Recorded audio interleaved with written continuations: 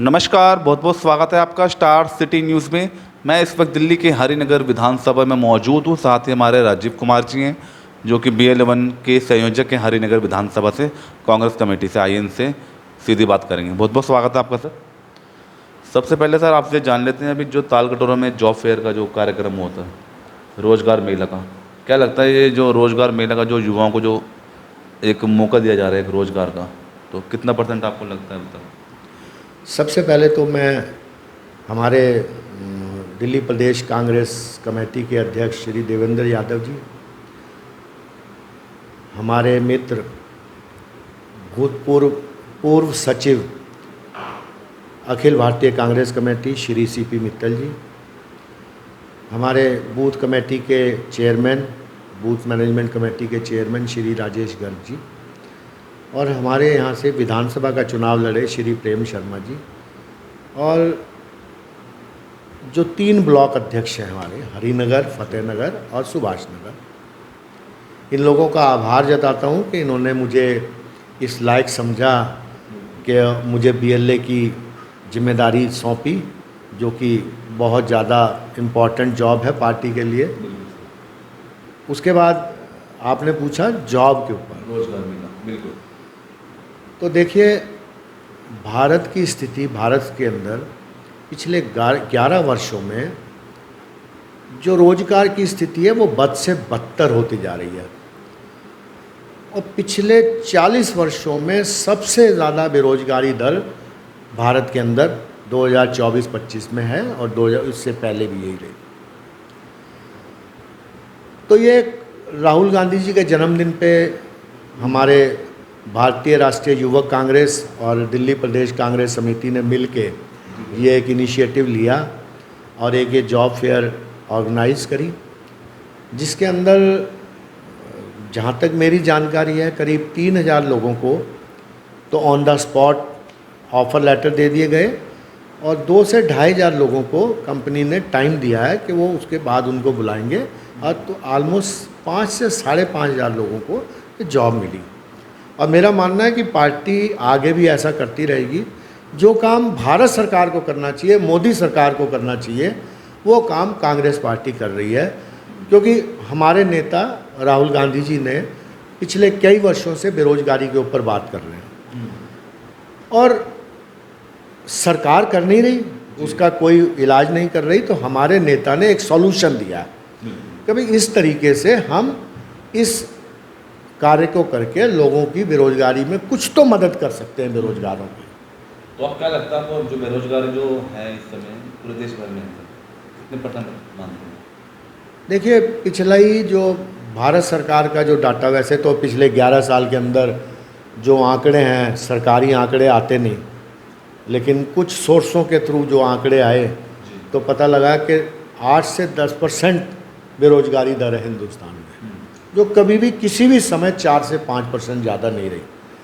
1971 में भारत की बेरोजगारी दर 7% थी, जो कि सबसे ज़्यादा मानी जाती है। 1971 में हम कहीं भी नहीं थे, बहुत उसके बाद से हमने बहुत ज़्यादा तरक्की करी, और आज हमारे यहाँ पे दर 8%, 9% के करीब आज की तारीख में बेरोजगारी दर है। 100 दिन का कार्यकाल कैसा रहा दिल्ली का? देखिए, भाजपा की सरकार बनी दिल्ली के अंदर, और जहाँ तक इनके 100 दिन के कामकाज का सवाल है, तो इस 100 दिन में तो ये तो रेहड़ी पटरी वालों को हटा रहे हैं, झुग्गी झोंपड़ी तोड़ रहे हैं, लोगों का बेरोजगार कर रहे हैं, लोगों को रहने की छत छीन रहे हैं। इसके अलावा ये कोई कार्य नहीं कर रहे हैं। इनका वायदा था कि महिलाओं को 2500 रुपये देंगे, वो नहीं दिए। दिल्ली के अंदर बसों के अंदर महिलाओं के लिए फ्री सेवा थी, उसमें भी, क्योंकि मैं दिल्ली परिवहन निगम से बिलोंग करता हूँ, मैं वहाँ से रिटायर हूँ, और जहाँ तक मेरी जानकारी है तो ये जानकारी ये है कि महिला जो भी होगी उसका आई कार्ड देखा जाएगा और फिर उसको सफ़र की इजाज़त दी जाएगी। और अगर दिल्ली से बाहर की महिला है तो उसको ये बेनिफिट नहीं दिया जाएगा, जबकि पहले ऐसा नहीं था। पहले जो भी महिला थी उसको एक टिकट लेनी होती थी, पिंक टिकट, और उसके बाद वो उसके अंदर सफ़र कर सकती थी। तो ये इनका कार्यकाल अभी तक का जो रहा है बिल्कुल ख़राब रहा है और इन्होंने कोई काम जनता के लिए नहीं किया। 500 रुपये सिलेंडर देने की बात थी, अभी तक तो किसी के पास 500 का सिलेंडर आया नहीं। गैस जैसे हरिनगर में पाइप गैस है, पाइप से सप्लाई है, उसके गैस के रेट दिनों दिन बढ़ते जा रहे हैं। गैस सिलेंडर भी सप्लाई है लेकिन वो भी दिनों दिन बढ़ते जा रहे हैं और पाइप सप्लाई भी दिनों दिन मेरा अपना जो बिल है किसी ज़माने में 1500-1600 रुपये आता था 2 महीने का, वो 2200-2300 रुपये आता है। अच्छा, बढ़ के आया। ऐसे ही बिजली के दाम, पहले ये कहा जाता था कि दिल्ली में बिजली में के बिल बढ़ा चढ़ा के भेजे जा रहे हैं, लेकिन पिछले 2 महीने से फिर और ज़्यादा बढ़ चढ़ के जा रहे हैं। और पीछे मैंने पढ़ा भी था, समाचारों में पढ़ा कि दिल्ली के अंदर कुछ चार्जेस जो हैं बिजली के बढ़ाए गए हैं, PSC चार्जेस कुछ समथिंग है, तो उससे वैसे ही 10% बिजली का बिल बढ़ गया। तो ये तो जो सरकार है, मुझे तो अभी तक लगा नहीं कि इन्होंने कुछ काम किया। तो सुनने में ये भी आ रहा है जो बिजली और पानी में जो सब्सिडी है वो खत्म की जा रही है, इस तरह की बातें भी सुनने को मिल रही है।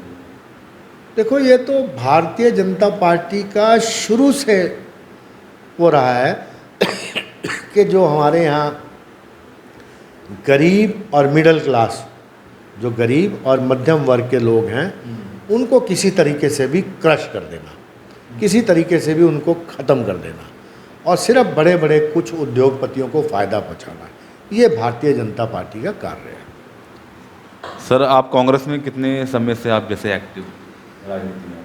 देखिए, मैं 1977 में कांग्रेस से जुड़ा था, जब मेरी उम्र 16 साल हुआ करती थी। सन 1982 में मैं जॉब में चला गया, तो दिल्ली परिवहन निगम के अंदर मैं फिर दिल्ली परिवहन निगम में मैं यूनियन के लिए भी काम करता रहा। 2022 में जब मैं रिटायर हुआ तो उसके बाद फिर मैंने पार्टी का काम दोबारा करना शुरू किया और पार्टी ने मुझे इस लायक समझा और मुझे BLA बनाया। इसके लिए मैं पार्टी का तो बहुत बहुत आभारी हूँ। अच्छा, हरिनगर के वैसे बेसिक क्या क्या आज के जो मुद्दे हैं सर, थोड़ा बताएंगे हरिनगर विधानसभा? देखिए, हरिनगर विधानसभा में सबसे बड़े मुद्दे हैं यहाँ पे सीवर लाइन। कहीं भी आप जाएंगे, जगह जगह देखेंगे सीवर ओवरफ्लो हो रहे हैं। पार्क जो हैं इतने गंदे हो चुके हैं। हमारे एक एसोसिएशन पार्क, हम कई बार DDA अधिकारियों से मिले, कई बार MP साहब से भी मिले, कई बार MLA साहब को कई बार बोल दिया, लेकिन पार्कों के हाल बदहाल होते जा रहे हैं। सड़कें कई जगह टूटी पड़ी हैं। अब जैसे अभी पीछे घंटाघर से रेहड़ी हटाई गई, लेकिन उसकी जगह वहाँ कमर्शियल व्हीकल खड़े होने लग गए। तो बात तो वहीं की वहीं आ गई, जहाँ से रेहड़ियाँ हटाई जाती हैं जे वहाँ पे कमर्शियल व्हीकल आके पार्क होने शुरू हो जाते हैं। समाधान कुछ नहीं निकला, कोई समाधान नहीं है। सड़कें जगह जगह टूटी हुई हैं, सड़कों पे पानी निकला हुआ है और सफाई होती नहीं। यहाँ पे हमारे जो निगम पार्षद हैं वो पहले आम आदमी पार्टी में थे, अब किसी और पार्टी को नई बना ली है। तो उसमें शामिल हो गए, कोई इंद्रप्रस्थ पार्टी करके उनको पार्टी बनाई है, उसमें शामिल हो गए। लेकिन सफाई का यहाँ पे बहुत बुरा हाल है। आप पार्षद को कहो, आप विधायक को कहो, लेकिन काम नहीं, कोई सुनवाई नहीं। कोई सुनवाई नहीं। इसके लिए कोई आपका प्रयास, कोई आपके पार्टी का प्रयास? देखिए, हम तो विपक्ष में हैं, विपक्ष में भी तो हम जो कर सकते हैं, हम सोशल मीडिया के माध्यम से, न्यूज़पेपर्स के माध्यम से समस्याओं को उठाते रहते हैं। अब हम इससे ज़्यादा तो कुछ कर नहीं सकते भाई, हम तो किसी समस्या को उठा सकते हैं। अब कार्य तो सरकारी अधिकारियों ने करना है, निगम पार्षद ने करना है, विधायक ने करवाना है, और वो तो करना ही नहीं चाहते। वो जब वोट लेने होंगे तब वो फटाफट काम करने आएंगे, और जब वोट नहीं लेने तो पानी की, जैसे अब पानी का है, मेरे घर में पिछले 4 साल से मैंने कभी भी अगर पानी भरना चाहा, सवेरे 5 बजे उठना पड़ता है पानी भरने के लिए, 6 बजे उठना पड़ता है, अगर भरना चाहा तो अक्सर गंदा पानी आता है। गंदा पानी, ऐसा काला पानी आता है, और कितनी बार मैंने कंप्लेन करी, कोई सुनवाई नहीं। तो ये बहुत समस्याएं हैं हरिनगर में।